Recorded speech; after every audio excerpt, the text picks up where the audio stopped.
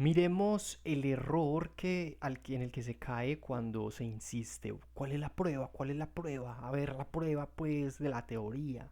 Hay que tener cuidado con ese frenesí de no entender primero de qué es lo que estamos hablando cuando que pedimos esa prueba. Ya que, digamos, el problema del experimento de Eddington no está en la teoría. O sea que ahí ya se tiene que calmar el asunto. Es decir, la teoría está bien hecha, la teoría ya está probada, esa teoría de la relatividad general ya está probada. Entonces alguien dirá, entonces ¿cuál es el problema? No entiendo, cuál es el error? Voy a correr esto para acá para que sea un poco mejor. Alguien dice, bueno, entonces ¿cuál es el error? Si supuestamente la teoría entonces es válida, alguien dirá, bueno, entonces no entiendo el error. Que alguien me explique cuál es ese error porque no lo veo. Entonces si eso es cierto lo que está diciendo el señor físico, lo que hay que entender es que es la manera en la que él se refiere a los asuntos, ¿cierto? Ahí es donde está el tema a mirar, cómo se está refiriendo. Quiero que te detengas a pensar eso. No hay error en sus fórmulas de la relatividad general. Ya se probó. Pero entonces, ¿por qué el tiempo y el espacio son absolutos? Por lo siguiente, porque él supo medir esas diferencias, pero si yo te pregunto, ¿cómo uno entiende las diferencias? Uno entiende que algo es diferente porque hay una situación igual. Es decir, tiene que haber una base igual para entender las diferencias. Eso es un enfoque filosófico del análisis. Él descubrió esas diferencias de lo que ocurre con los efectos de la gravedad, ¿cierto? Con respecto, por ejemplo, al fenómeno de la luz, él descubrió esas diferencias. Pero son diferencias que responden a un igual. ¿A qué? A que son efectos gravitacionales que se dan en el universo. El universo es absoluto, pero no, los efectos de la gravedad van a variar, van a ser diferentes en diferentes lugares. Esto, reitero, es una obviedad que se pasa de largo, que la gente se asume, ay, el universo, obviamente en el universo pasan cosas diferentes. Pero con esos asuntos parece que le cuesta más a la opinión entender por qué el tiempo y el espacio son absolutos, aunque ya desde la mera intuición sí lo aceptan, aceptan que el universo es absoluto, lo aceptan y aceptan incluso las personas que hay diferentes planetas, diferentes soles, diferentes estrellas, aceptan incluso eso. Entonces, ¿por qué no se acepta que obviamente el universo es absoluto, pero no son los mismos efectos que se generan, digamos, gravitacionales, pues de planetas mayores, menores, etcétera? ¿Por qué no se aceptan en el sentido de entender entonces que esas diferencias son diferencias relativas al universal, tiempo y espacio, ¿cierto? Es decir, yo me muevo en el espacio, pero yo me muevo diferente a cómo se mueve mi hermana, cómo se mueve mi mamá, mi primo, mi tía, pero seguimos siendo parte de esos universales del tiempo y el espacio. Pero yo voy a tener unos tiempos relativos diferentes a los de mi hermana al correr, porque yo corro más rápido. Y así, o sea, hay diferentes tiempos, pero son tiempos relativos que participan de esos universales, del tiempo y el espacio. Pero resulta que la implicación teórica errada a la que se llega, digamos más bien un asunto de interpretación, es a decir que no, que estos universales del tiempo y el espacio no sirven. No, ese error que se cometió fue no haber entendido que eran diferencias relativas, ¿cierto? Como diferencias de relatividad, lo que él descubrió, de relatividad o relativas al universo, al tiempo y el espacio. Diferencias de tiempos relativos al tiempo y espacio.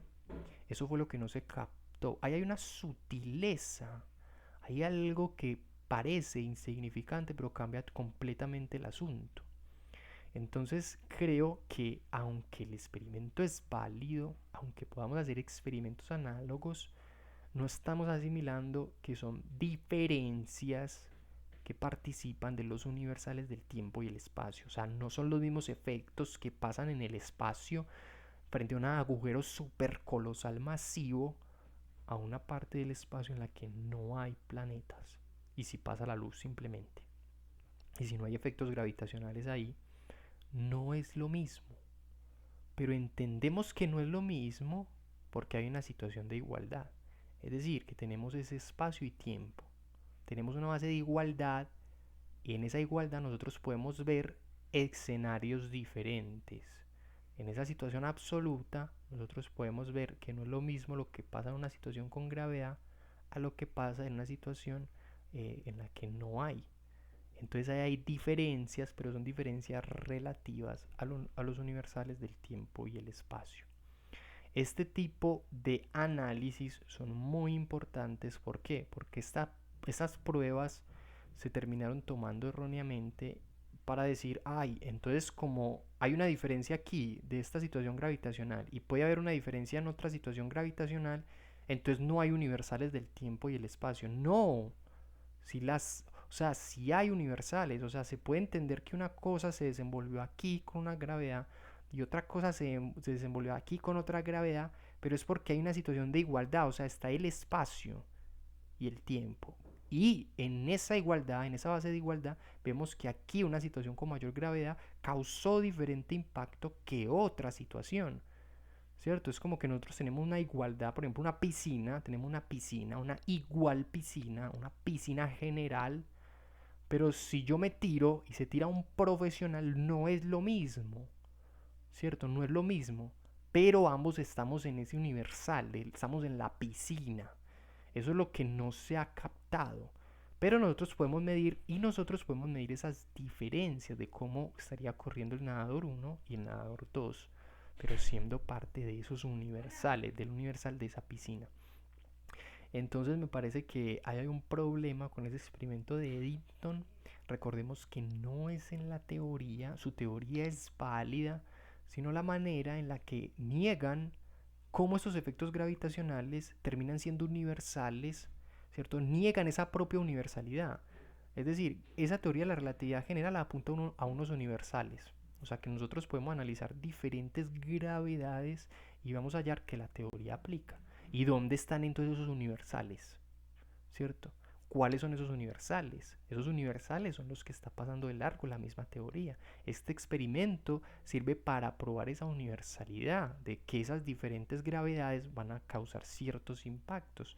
Pero ¿cuál universales si la misma teoría concluyó que el tiempo y el espacio no eran absolutos, generales y universales, sino que eran relativos? Entonces ahí cae en una contradicción.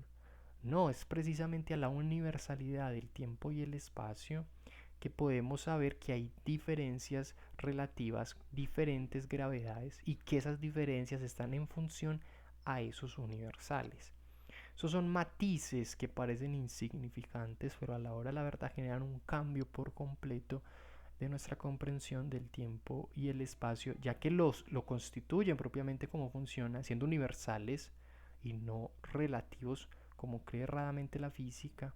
Y es porque esas diferencias que descubre la teoría de la relatividad son gracias a que participan del universal tiempo y espacio. O sea, este experimento es de una parte del universo, pero podría hacerse otro, y es de otra parte del universo, y otro, y es de una parte del universo también. Todos participan del universal, tiempo, espacio. Ese universal no se puede negar, eso no se puede relativizar. No, está el tiempo y el espacio. Lo que podemos es decir es que hay unas diferencias relativas al tiempo y espacio.